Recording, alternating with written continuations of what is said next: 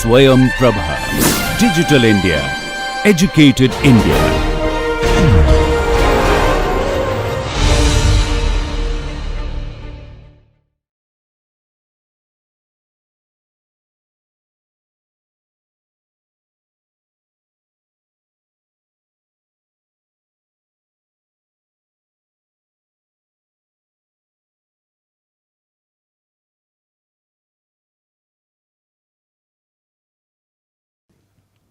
Hello, welcome to Module 6 of Marketing Management with a VUCA perspective. We are talking on fundamentals, and today we get deeper into the marketing management subject.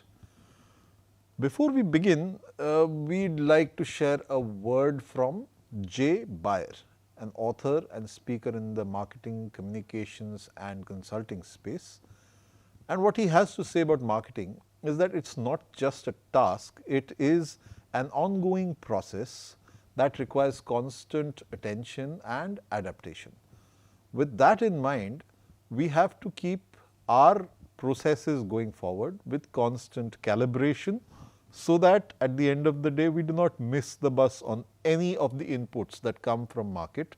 We are constantly on our toes, checking, double checking and ensuring that we are always ahead of the game by a pace or two. And that is why the important thing to understand about marketing is that it's not by accident, it is entirely decisive, analytical and by design. It may look as if there is an aspect of art. Yes, there is creativity, there is out of the box thinking, but it comes from a lot of information sourced from a variety of input points, processed and then finally acted upon with a certain determination. Good marketing is seldom a play of luck or chance, but these are primarily by careful diligence and planning. We are getting into the subject of today, core marketing planning.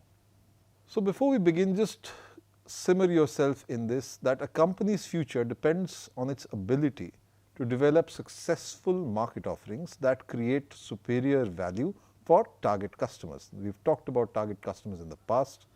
We've talked about the company and its collaborators. Market success typically results from diligent market analysis, planning and management, and it is rarely a lucky accident. Succeeding in the market requires a company to develop a viable business model, because you have to check yourself at every stage against competitors, against market forces, against the customer's wishes, dreams, fantasies, desires and such like, and derive an action plan that allows that particular business model you have so painstakingly built to become a reality. The coverage of today's module will pass through these three broad pillars. The first being marketing planning. Then we will talk about business units, how they are structured, and product thinking. The last two items will be taken with the lensing of how certain organizations have actually flourished with that kind of approach, and so therefore these will be semi-case lists. The first part therefore is operational efficiency for optimized marketing, marketing planning. Now, when you are looking at creating a marketing plan, you have to prepare for the market at large. It is a standardized, systematic and layered framework that you must use, and it is very important to formulate the offerings, and that is how planning helps with the necessary steps at arriving at what you need to achieve, your goal. So, in the particular pyramidal approach to marketing planning, you will have strategy which comes right at the top, which is mapped to the kind of goals that you want to reach. You have tactics, which are implementation techniques, the areas which you will engage in, the implementation itself, which measures how well you have actually implemented whatever you wanted to do, coming from the control measures. So, you actually test whatever it is that you are trying to do out there. So, these broad areas taken together create that larger structure of marketing planning. We will get into the details of these as we go further into the discussions. There is a very famous format which is pursued and propounded by marketing great minds like Michael Porter and Philip Kotler. This comes straight from Kotler. It's called the G stick. The G stands for the goal, the S for strategy, T for tactics, I for implementation, C for control. This is the stacking of the flowchart, the algorithm which helps you step by step define and then check progress as you run with your marketing plan. When you are creating a goal, you need to know what finally needs to happen. So, you have to set that and work the way backwards from there. What helps you achieve that goal is one, obviously focus, because you have to be pointedly approaching where you need to be, and you set certain benchmarks so that you know that you are on the right track. The next part is strategy. Strategy actually defines the value that is delivered by following the plan. So, strategy weighs what you thought you would achieve and the expected value that you would gain from it, describing the various objectives and milestones on the way. So, which is how the entire plan then comes together. Within the strategy, you are trying to figure out who your target market is and what the kind of value proposition is that you are going to put in front of them. What is your pitch? Why will they believe you? What is in their particular lifestyle, their particular narrative, their particular discourse of every day, where you will make a difference? And that is where the flip happens. That is where they buy into you. When you think about implementing this strategy, you get into the tactical part of things. When you're looking at tactics, there are all these various things we have covered in previous modules as well. The product itself or the service for that matter, and the more ephemeral aspects of it which get encompassed into the brand. Then there is pricing, because it has to be worth the while, like we've talked about. It has to be a fair value for whatever the customer is willing to pay in order to get hold of your product or service.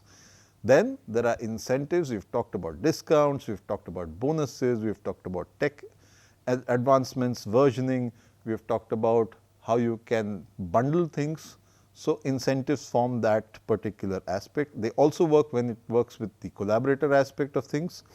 The communication of all of these things in the right way, so that it creates the necessary impact with your stakeholders and your distribution channel. So, the product or service finally reaches the last mile. When you are implementing it, first obviously you are developing whatever you are creating, whether it be the product or service itself, testing it out there in the market, then deploying it, ensuring that the pricing is right, mapped to competition, mapped to the customer needs, wants, etc. And also how your development of communication ensures that the communication narrative goes through clearly, and the deployment part comes in here, which is from a follow through from your distribution.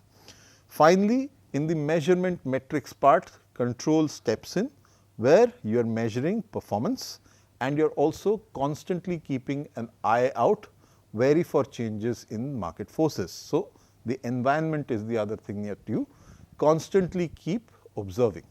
Now, the topmost item, goals. When you are trying to fix up and set a goal, what you are trying to do is, you have certain benchmarks on which you will measure success.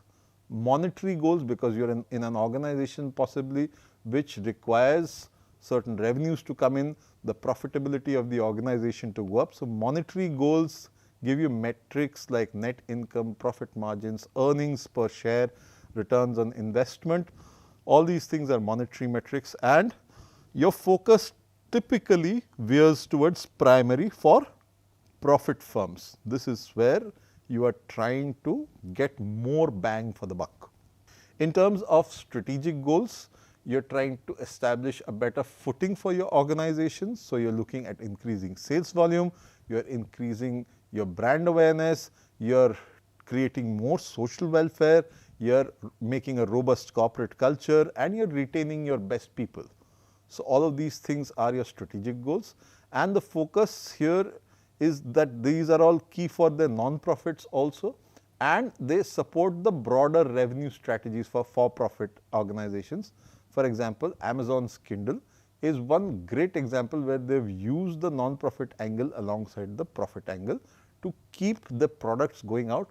The Kindle reader version introduces them to the reading on a device habit and then keeps putting more products in front of them, which entices them to buy. You're looking at a triple bottom line. So, you're looking at goals, you're looking at balancing people, planet and profits. And an example of a triple bottom line is Unilever, the ones who are spearheading the entire triple bottom line approach. They have a sustainable living plan which focuses on health, so which is personal, physical health, mental health, environmental impact of what the products create around them, the people when they use them, what happens to the environment around, and livelihoods of people, how they are affected, who are collaborators, who are consumers.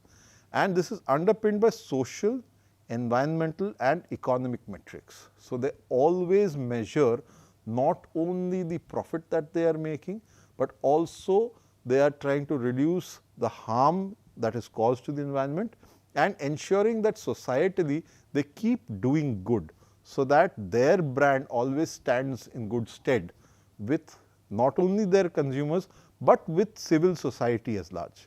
So, all of these things give Unilever that kind of credo. It gives Unilever the ability to use its brand presence as almost like a currency, which is why the respect that Unilever has in the FMCG space is phenomenal. In terms of benchmarking, there are a variety of benchmarks that you can put into play. Quantitatively speaking, you can have measurable milestones. So, if there is market share growth, how much, what percentage? If you are retaining a certain percentage of your customers, then what is that percentage? Is it 15%? Is it 20%? Metrics can be relative also. So, what did you do last year to which now possibly you are trying to get a 20% increase on in terms of maybe sales volumes, or absolute numbers where you are saying I will sell an X number of units. Here we have given 1 million as an example. So, a million units sold annually is a benchmark in absolute numbers. Similarly, temporal benchmarks are also there. These specify timelines for achieving goals. So, you set a time boundary within which you are going to get your website revamped, for example. So, say in a quarter you are getting certain tasks done. That defines a temporal benchmark for you. The other things that timelines affect could be strategy. If you are doing them just in time, you are getting other rewards for it. If you do it too early, you are unprepared for what comes next. If you do it late, maybe you incur costs. So, resources and costs obviously are aspects that you have to think through. Japanese technologies and Japanese ways of working like just in time Kaizen take a lot of temporal benchmarking as well as quantitative benchmarking, and they merge the two to create operational efficiencies. It can be delved into in detail, but just for understanding purposes, do know that there are various ways of managing both time and cost, and at the same point in time get your strategic objectives met, and Japanese have been very, very good at that. So, Kaizen, just in time are two approaches which you should look at. Six Sigma is another. I am sure most of you would have heard of this by now, but in case you are curious, please feel to look them up. Now, when it comes to goal implementation, you should be asking very, very fundamental questions. How do you implement that path to reach to your goal? You should ask questions like what. So, define what is the focus. Are you focusing on something like net income? Define the quantity. So, how much? So, set quantitative targets. I am setting my net income by $40 million, and then by when? You set a time frame, a timeline, a temporal target. So, therefore, establish that time frame that I will do it within a year. This helps you clarify your purpose. Your benchmarks align strategy and tactics with certain milestones, these achievable, measurable outcomes that tell you that you are on the right track and you haven't fallen by the wayside. So, going further, why put strategy in the G-Stick framework? Strategy is key to defining what kind of value you are finally going to end up creating in the target market. It includes both the target market and what the value proposition is, which is going to be your pitch, which is going to entice that particular audience segment to play along with you. The target market components have the 5 C's we have discussed in the past: customers, competitors, collaborators, company and context. And in terms of defining the value proposition, you can describe benefits versus the costs of the offering, and it can include customer value, collaborator value and company value. We have already said that the mix of the three within the context of the operating environment gives you the optimal value that must be reached, so that it is a win-win situation. This is what we discussed in the last module. So, often paired with a positioning statement to highlight competitive advantages, you can create a true value in the minds of the consumer. Now, positioning statements are another chapter we will delve into later, but do know positioning stems from your ability to set yourself apart. It puts you in a certain position. That position, if it is not crowded, helps you get noticed. So, in a nutshell, it is the act of differentiation that positions you apart from the rest of the competition. The better you are able to position yourself and the more your position aligns with what we discussed previously, insights and the desires and those moments in the consumer's life when they actually realize how well your particular product is making a change in their lives, is where the proposition starts to make sense. This brings us back to the core of the first major lessons in marketing, called the marketing mix. What all do you put in inside of your marketing plan, so that it starts to give you a robust format through which you can address all the major pain points and ensure that your entire team is working cohesively in the right direction, while you are able to measure what progress you are making. Marketing mix is the playbook for implementing all the tactics that will ensure that your marketing campaign sees a proper success at the end of the day. It translates a strategy into the market and gives you 7 attributes you can actually implement your entire marketing over. The first part is the product. Developing it, designing it, making it look good, making it look sleek, giving it the right colors, giving it the right texture, giving it the form factor that is required by the end consumer and what they like. You put in research into these things. Same thing goes for your service, what their needs are. How you differentiate between your and competitive products is all that comes into play at this particular stage, and is also married to the consumer's wants, desires, needs. And once you are doing this on a continuous basis, you create a name for yourself, you turn into a brand. The brand that people associate with, the brand that people trust, and the certain value that you bring is what they expect out of you. Next part is pricing. It has to be, like we spoke of, fair value to the customer, which is when they will want to spend on you.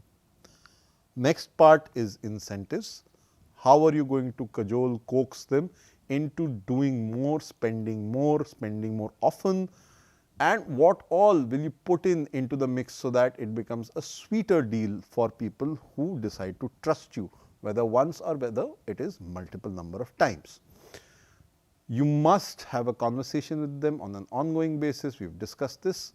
Communication comes to your aid, and distribution is how you finally reach out to them at the last mile level. Together these things create market value, and the market mix is then put into action. And when you are putting it into action, all of these elements are then measured and controlled. So, when you are implementing the marketing plan, you use controls to steer the company towards its ultimate goals. You enhance efficiency effectiveness and return on marketing investment. You've put some money in, you want to see that you are getting the right bang for your buck. If you want a certain kind of visibility, a certain number of people must visit your event, or you must receive certain number of hits on your website, or certain number of app downloads should happen as a result of the money spent on marketing.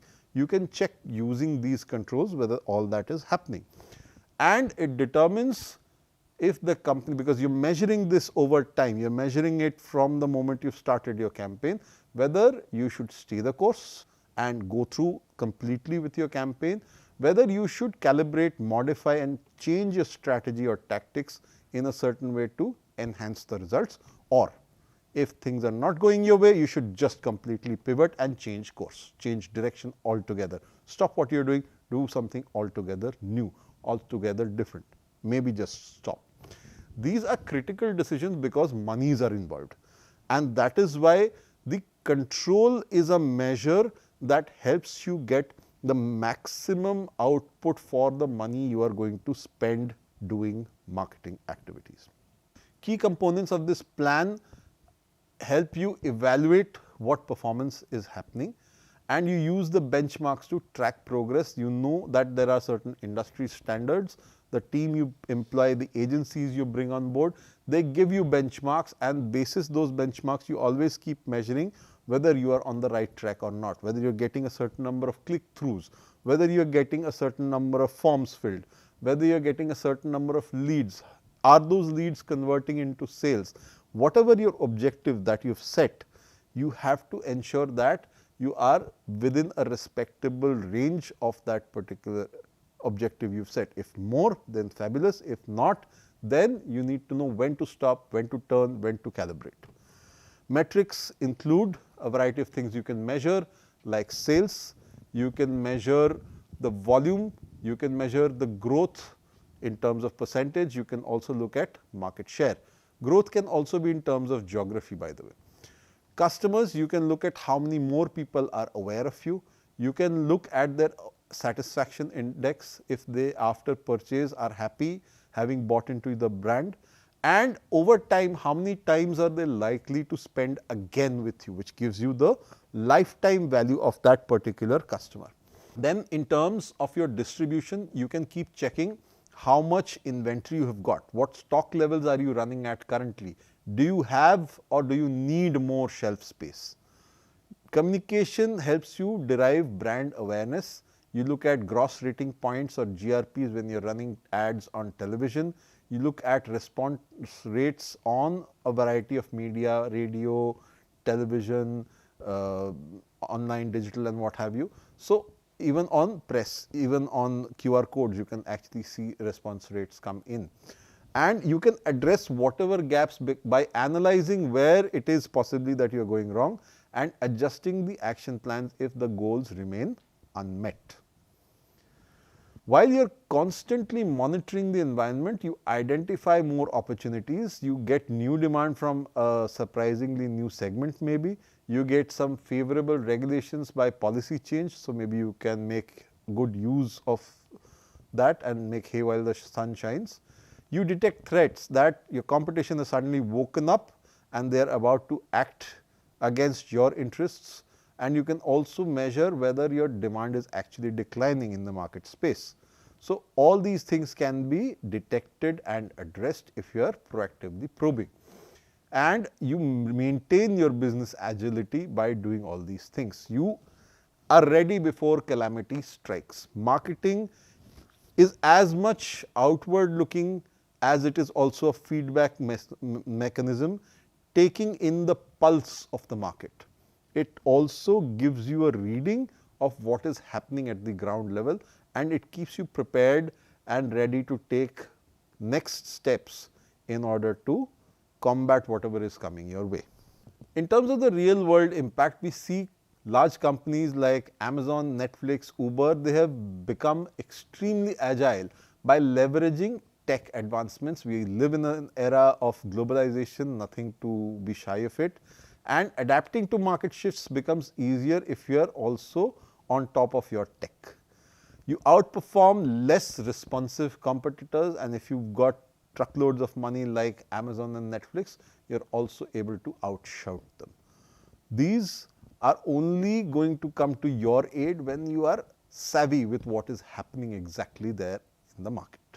So, if we take a G-stick planning framework in action, yes, you will see the entire thing running in a flow chart.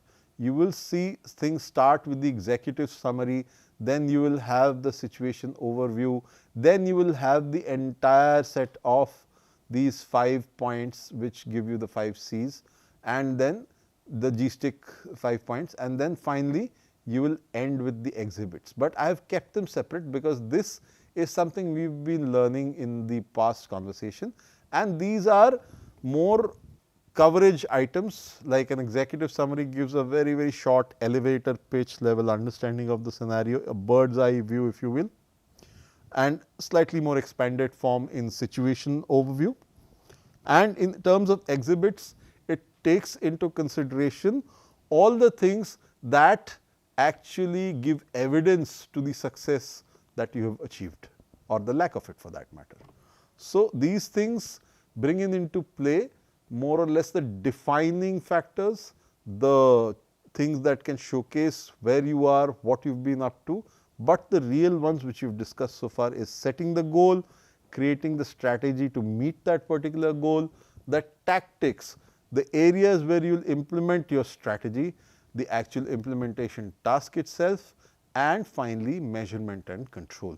So, this is how the G-stick planning framework comes into action.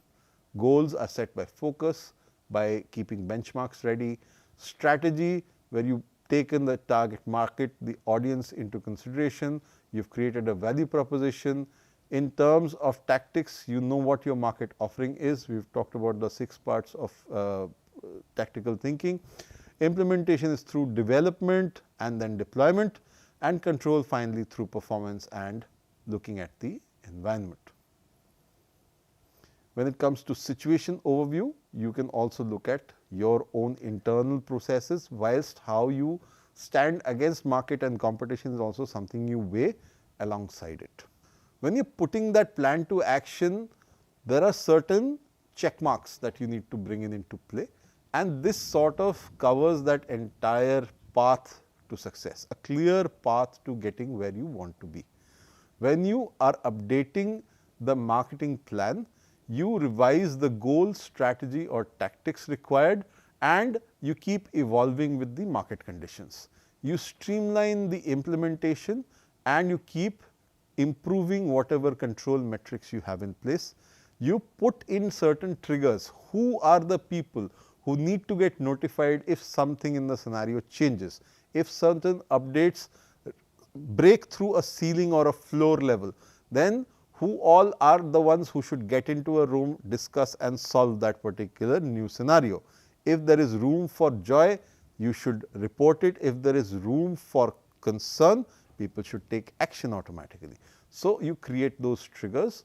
In terms of consumer changes, you want to see the demographics, the age, the audience location, their earning status and a variety of other factors which form demographics. If there is any change in that, you want to figure why that is changing, why a different demographic is appealing to you, or why your core demographic is moving away, whichever the case might be. You want to understand at the end of the day what are the consumer needs, what do they prefer, and whether they actually have the buying power to buy into your product or brand. Then competitive shifts are also to be traced. You want to see if there are some new entrants coming your way, if they are undercutting you on price, and if they have got better ways to reach into the market through distribution. Collaborators, if some go in and some come out, you need to understand how you consolidate your distribution channels and logistics, and if you can bargain for better trade margins. If your organization sees some challenges, then you need to look at what kind of assets or capabilities have shifted hands. If there are contextual changes, for example, the economy goes into a recession, if there is a pandemic, if there is war or some other scenario that forces the economic shifts, if there are certain technological disruptions and advancements which either can be to your advantage or can be put against you, some new policy from the government. All of these factors, like we've been talking, can happen suddenly, and these are all VUCA problems, and so therefore you should always keep that one wary eye out, so that anything of this sort is caught before it becomes too large. And for example, if you want to see how brands and organizations have adapted, McDonald's added a healthier menu option, so that evolving customer preferences were met. McDonald's, if it was seen as providing fat, oily and very decadent burgers, they also started adding versions which were healthier to consume. Retailers like Walmart transitioned to multi-channel models to counter the online competition they were facing from Amazon and their ilk. Manufacturers introduced budget-friendly products to compete with private labels, because retail brands were coming up with private labels and killing the major brands or the major sellers who are selling in their own stores and with Me Too products on their side. And there is a key insight: continuous adaptation is essential. So, you have to, like we spoke of, constantly monitor the progress and the scenario and the environment, the context within which the organization oscillates. You can't fall obsolete, get overtaken by competitors, and somebody may just have a superior or adaptive business model. So, all of these things are things you have to be watching out for. Now, we come to part 2 of the conversation, which is business units. Now, business units are specific, highly targeted teams that get things done for you depending on the organizational goals. When we are talking about business units at a larger business level, they also create a necessary impact. They add more nuanced services or products in a certain particular vertical, and they increase the overall approach capabilities of a brand, because they add more of the under the wing capabilities for that particular organization. Let us look at the business unit formation and how it works through the lens of one of the most celebrated entertainment brands in the whole world. No prizes for guessing, we are talking about, yes, Walt and Roy Disney, brothers who set up the Walt Disney Company, synonymous with quality family entertainment, right the way back in 1923. Now, they absolutely came in from a time when World War I had finished and people were going through the Great Depression, and they wanted something that would lift their spirits. What Walt Disney, when he created Mickey Mouse and other iconic animated films like Snow White, Pinocchio and Cinderella, Walt was able to bring a childlike innocence to films which were very, very advanced for their time at that moment, and there was a lot of social messaging which he was able to drive, and it was something that found favor with people across countries, nationalities, ethnicities and such like. Yes, there were a lot of things which, if you look at it from today's perspective, may seem weird, but for those days, for that particular era, for those times, what Walt Disney had created was iconic. It still is, by every possible measure, the most iconic non-human entertainment to have graced the planet in the 20th century. So, Walt Disney founds the company with his brother in 1923, Walt and Roy brothers,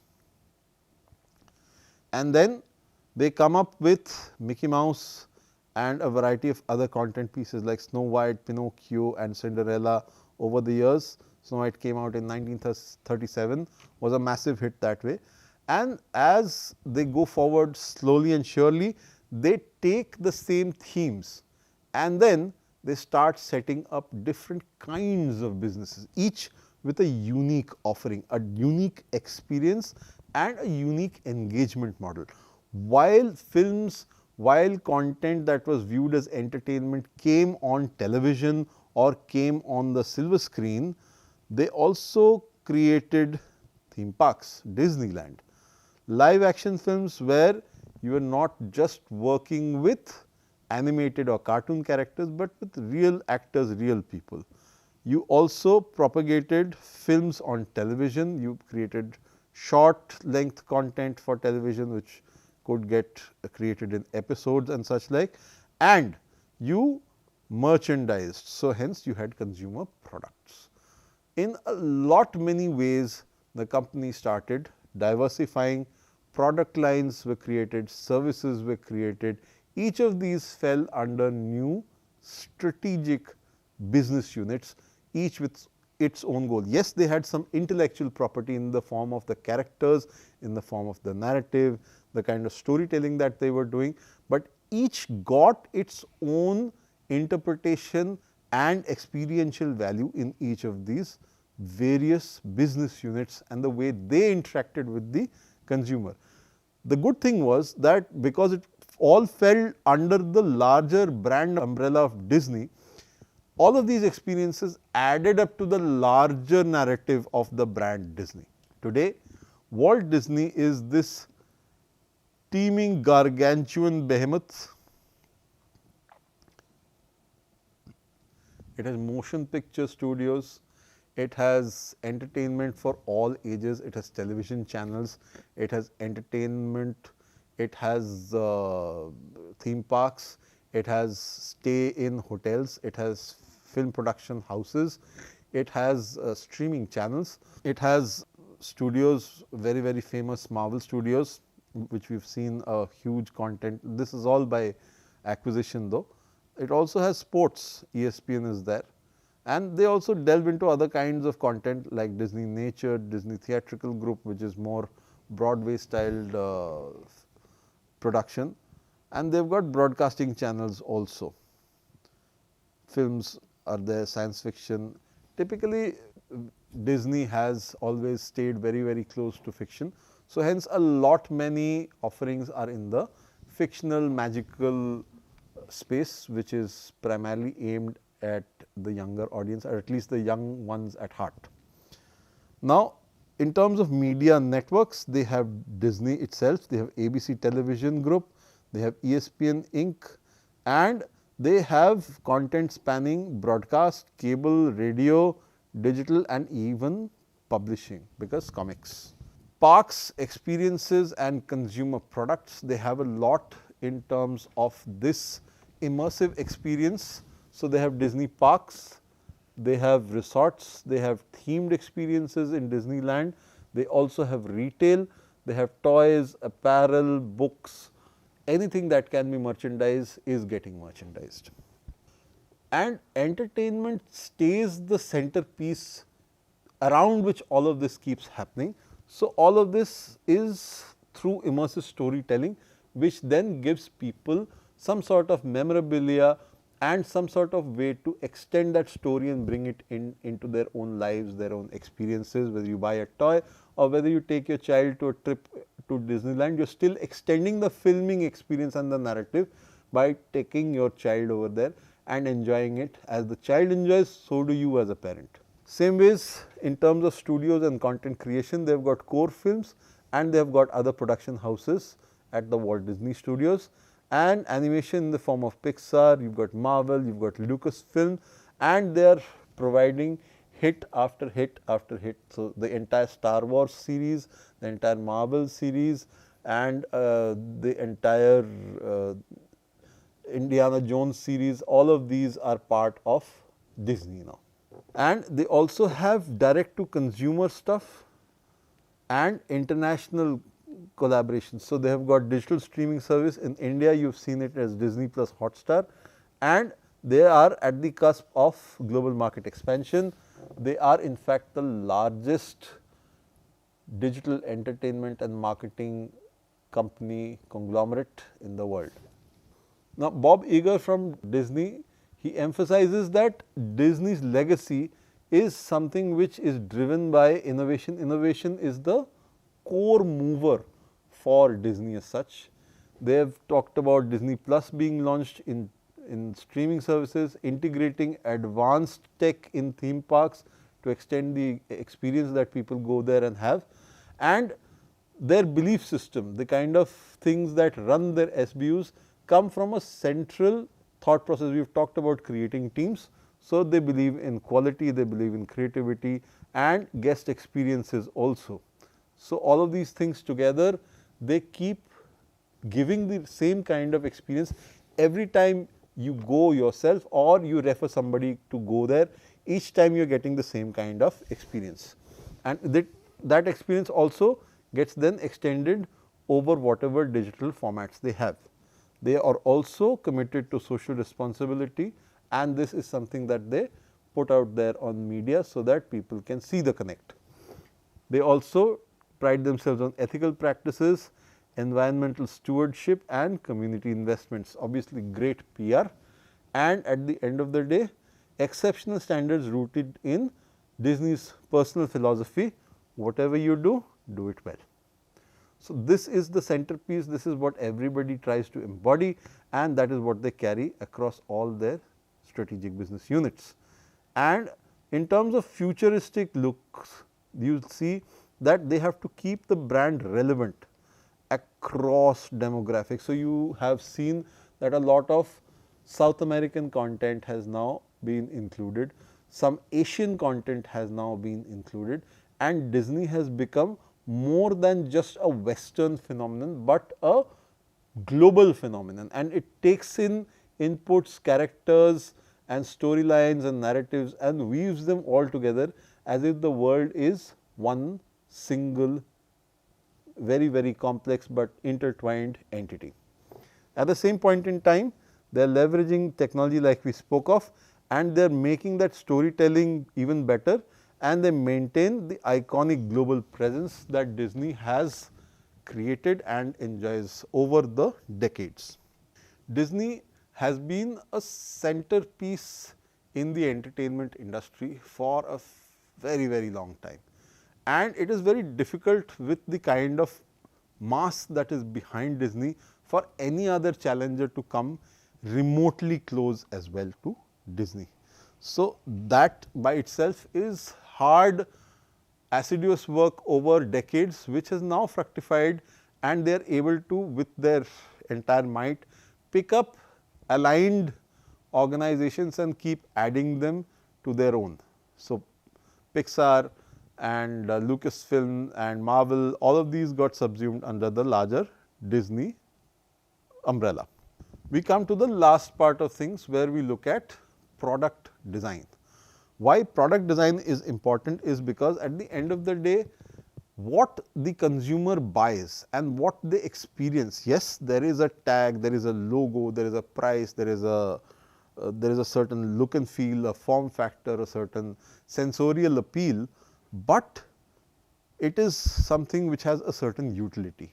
And when you are talking about utility, it is about a product that the utility is centered around, and what gives it better finish, better utility, better capabilities and makes it memorable is great design. How do you incorporate design in a certain way that encompasses every single aspect of marketing is worth a study.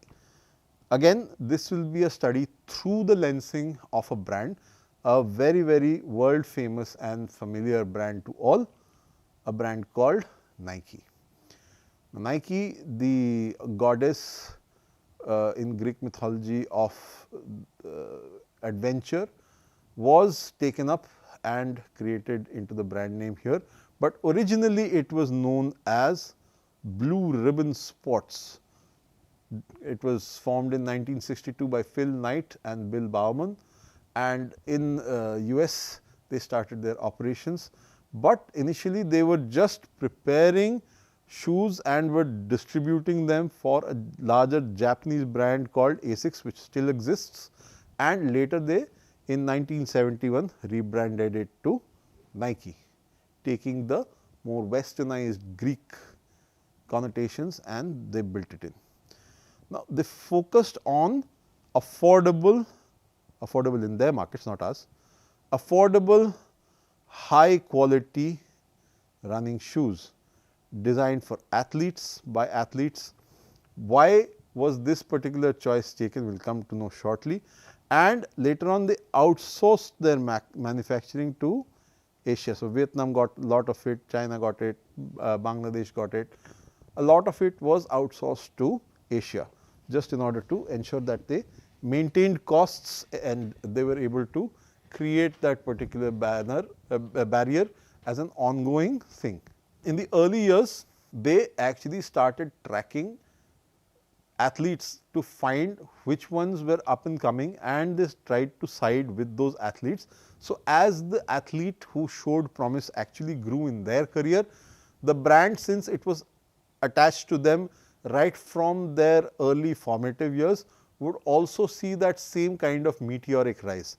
They paid certain small bets, they hedged with certain people, those bets paid off, and the rest, as they say, is history. Air Jordan. No need to remind anybody who Michael Jordan was, one of the best Chicago Bulls players, and worldwide he was a basketball phenomenon. And Air Jordan, the shoes which he promoted right from his formative years, they have become iconic as Nike superstar shoes. And in 72, Olympics track star Steve Prefontaine was the first spokesperson Nike had taken on, and in 85 finally they actually partnered with rookie Michael Jordan. Michael Jordan was a fresh, off the chopping block, green behind the ears kind of basketball rising star, and with him they formed the iconic Air Jordan line. This Air Jordan line, it's talking about the sport itself, because basketball is all about finely jumping and hooping, and that is precisely where the skill of Michael Jordan came into play. He just sailed through air.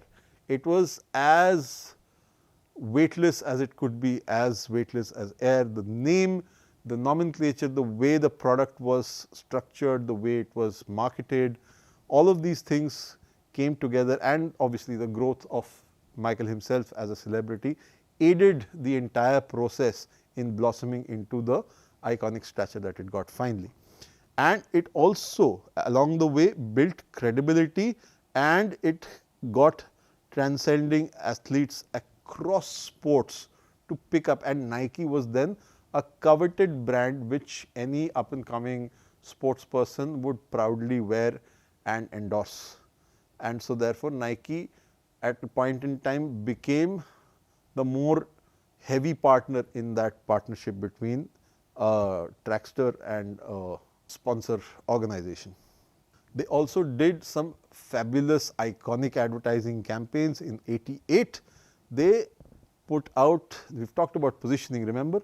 So, just do it. This was their, not only their strap line, it was also a positioning statement which they put in, and it embodied the spirit of an athlete, and it empowered the regular Joe on the street to just go ahead and do it, not think about it, because they had already empowered that individual with wearing Nike shoes.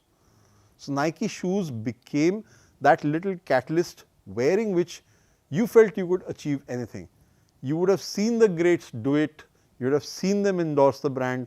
Now, you are wearing the brand, you can also go and just do it. And that is how the brand actually reached iconic status, and it changed the marketing tone to fit global audiences also. It was no longer just an America first, America only brand, but it became authentic, and a simple line like that made it locally relevant the world across. And because they were moving outward and they wanted to get into more countries, so they got into soccer as well beyond just basketball, and by the 90s they had grown and become greater in appeal to global markets as well. So much so that in 90s, while investing in soccer, they secured marketing rights for Brazil, one of the best football teams, Italy, another big giant, and slowly and surely even the FIFA World Cup. The latest being the Russia 2018 FIFA World Cup with Nike as the sponsor. Nike has constantly been with sports in that particular sense, and while they did this, they also added more to their portfolio and got brand Umbro under them. So, in 2007, they created another separate flanking layer under theirs, and since it had a soccer flavor already, they got deeper into that particular space, the soccer space, which is something which is loved the world across. Now, when we are talking about product, it is not just about the core shoe and the ability to run with it also. You have to look at trends, you have to look at how the world is moving into things as technology progresses, and you have to learn how to catch the imagination of people. How do you catch people's imagination? By being innovative, by doing something that nobody has thought through before. When you start creating stuff that is unique, which has not been done before, that is when you truly become, we have discussed this, you become an innovator. So, innovators are people who do things in a new way, in unseen ways, and it enthralls the audience when they see what they have done. Nike Plus, the plus being the tech addition to it, was something which they achieved, and it was unseen before that. So, they put music coordination into the shoe. They put a device inside the shoe, and it could initially be paired with your iPods, later on with your iPhones. So, this is what they did, they teamed up. We have talked about collaboration. This is a scintillating example of how brands, without getting into each other's space, they still collaborated. Each of them went away grinning with dollars in their pockets and happy customers as well. The customers found this to be a fantastic innovation, and both Apple as well as Nike were lauded for the same. So, and they also at the same point in time, while they were doing all this, they kept their environmental angle up as they did throughout. So, they were recycling old shoes, and this something without marketing was working as a slow burn CSR activity, and their corporate citizenship was something which always was looked at very, very positively, giving them excellent positive PR throughout, and this helped them create a performance oriented, because athletics was involved, but a very positive brand image, and this helped them buoy themselves in times when economic recession hit, when pandemics hit.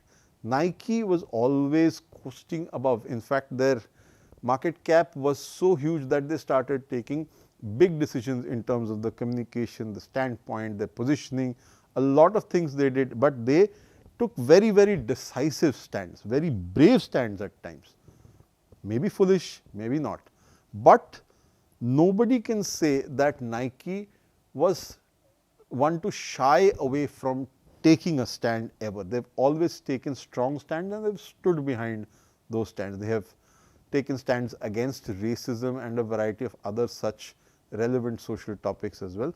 Even till the late 2010s, 2018 I think was when they took another step, when an athlete sat in the stadium and raised their hand, which was a black salute. So, all these things are things which, as a strong believer in societal change, Nike has pushed for. Good, bad, ugly remains to be decided, but the bravery and the clarity that marketing must possess is something that can be learned from the Nike example. Going forward, they have ongoing challenges, as is the case. The world keeps shifting, markets will change. So, they have a future first focus, always is the case, and they are adapting to the rise of e-commerce and digital platforms like Amazon. So, it is a love-hate relationship with Amazon. They will sell on Amazon, but they necessarily do not promote themselves too highly on Amazon. They still have a very large brick and mortar approach, and people love to walk into a Nike showroom, sample the shoes, pick them up, weigh them around, put them on their feet. You want to experience what you are doing as a Nike product is, and so therefore, involvement is something which Nike understands very, very strongly and very, very closely. Nike has mastered that particular act, and they are pulling people in even today. They are one of the biggest sporting brands in the world today. So, they continue to emphasize on innovative, high quality products, and the association with athletes is not going away anytime soon. They may do a little bit at times to get a sundry secondary audience into play, but the fact that they always stick with athletes as their primary ensures that people see that an athlete, the way they are built, the way they strive to reach the highest of human capabilities, any normal person on the road can also attain that, and Nike is always there to support them in that journey of this. That is how they have positioned themselves, and therefore, they become the world's leading athletic apparel and footwear brand. And again, their iconic symbology, their semiotics is just next level.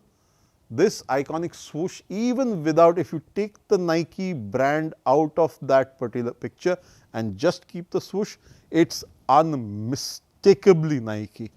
Any person who is in modern society and is aware about brands and knows what Nike symbol is all about, even without the letters Nike written, will identify that iconic swoosh as Nike. So, all in all, in today's discussion, we found that the marketplace is fundamentally different, and major market forces constantly keep pushing, shoving, changing things, and there are, we have discussed this, major factors like technology, globalization. These are factors that create instant and very, very severe disruptions. So, you must see the disruption, or at least try and see this disruption before it arrives at your doorstep, and walk a pace or two faster than it in order to capitalize and ride the wave rather than be swamped by it. Alongside that, you have got social responsibility. Alongside this social responsibility angle steps in, and it helps you create a direct human empathetic connect with audiences at large. They see you doing good, they see you creating actual visible change out there in society, and that helps you, walk across all the challenges that have significantly changed the marketing environment.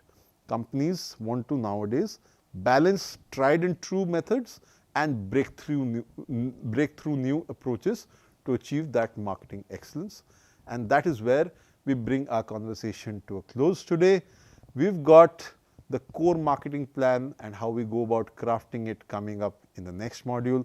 Until that time, thank you for being a valuable audience. I will see you soon.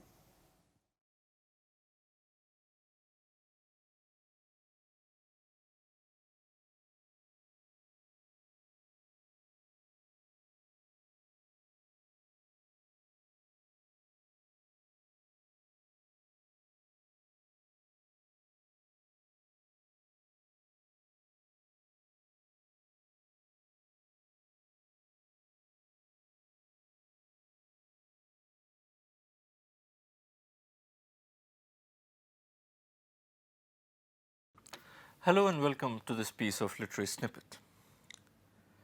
We usually know William Shakespeare as the most revered figure in the history of English literature. But we often tend to forget that he has also been one of the most hated figures in literature. And here I am not talking only about those boys and girls who have to memorize long sections from Macbeth or King Lear or Julius Caesar before they can go and sit for their school or college exams. But I am also talking about people who are themselves quite famous authors.